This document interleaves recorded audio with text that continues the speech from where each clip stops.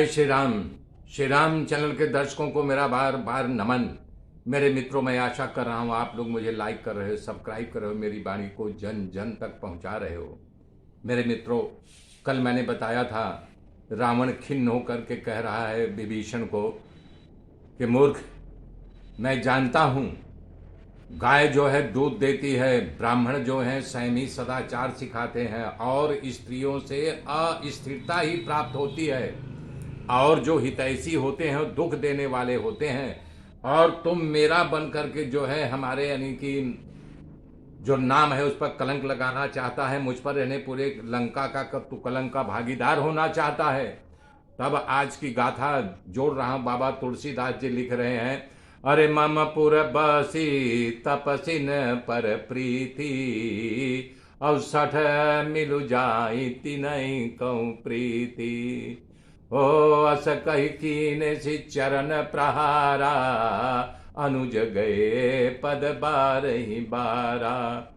उमा संत कई है बड़ाई, मंद करत जो करई भलाई। तुम पितु सरिस भले मोहि मारा, राम भजे हितनाथ तुम्हारा। ओ सचिव संग लय नभ पथ गयऊँ, अब सबई सुनाई कहत अस भयऊँ। राम सत्य संकल्प प्रभु सभा काल बस तोरी, मैं रघुवीर शरण अब जाऊं देहूं जनि खोर।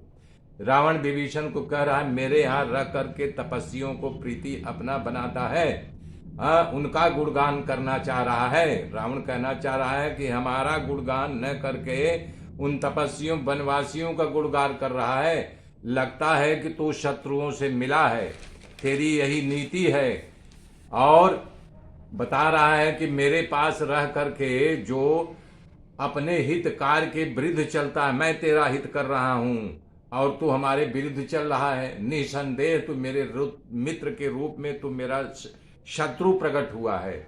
इस कृतघ्न का मेरे साथ रहना उचित नहीं है। पूरे लंका में कहता है अधम, यानी दरबार, पूरा दरबार भरा हुआ था, उसमें कहता रे अधम, पूरी लंका जो है जल गई, पर तेरा जो है घर क्यों नहीं जला पहले बता।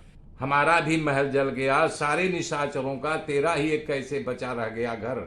इसका मतलब तू उस बंदर से, उस मरकड़ से पहले ही मिल लिया था। इसलिए सारी लंका आज उस मरकड़ जो आया था उससे डरी हुई है। प्रायः देखने में आता है कि जाति वाले जाति का जो है भलाई नहीं करते, एक भाई दूसरे भाई का विरोध करता है। इतना कह करके रावण ने विभीषण को लात मारा।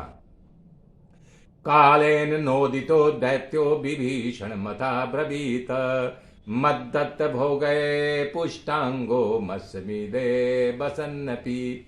इतना विभीषण को कह करके उसने जोरदार लात मारी। भगवान का नियम है कि जिसको अपनी ओर खींचना चाहते हैं तो उसको किसी का कटुवचन, जैसे ताना बोल लो, मेहना बोल लो, कि उसका जब कटुवचन बुलवाते हैं कि कटुवचन उसको लगा, तब उसको बड़ा घायल हो जाता है, उसके हृदय में छटपट छटपट करता है, तब जो है भगवान की ओर या वैराग्य की ओर मुड़ता है। और जिसके ऊपर और प्रीति करते हैं भगवान, तो उससे अपनों से लात भी मरवा देते हैं। यहाँ विभीषण के साथ दोनों हुआ। कह रहे हैं बात भी, टोना भी मारा, मेहना भी मारा और लात भी मार दिया।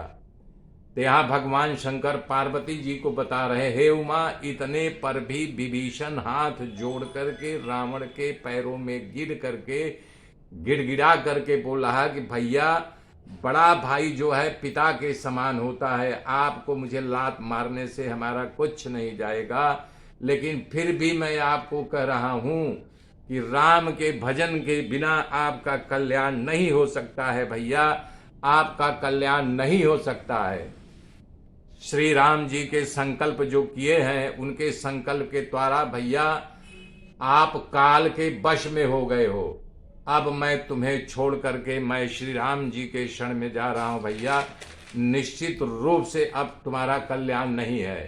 अस कहीं चला विभीषण जब ही, हे आयुहीन भये सब तबहि, साधु अवज्ञा तुरत भवानी, कर कल्याण अखिल कई हानि।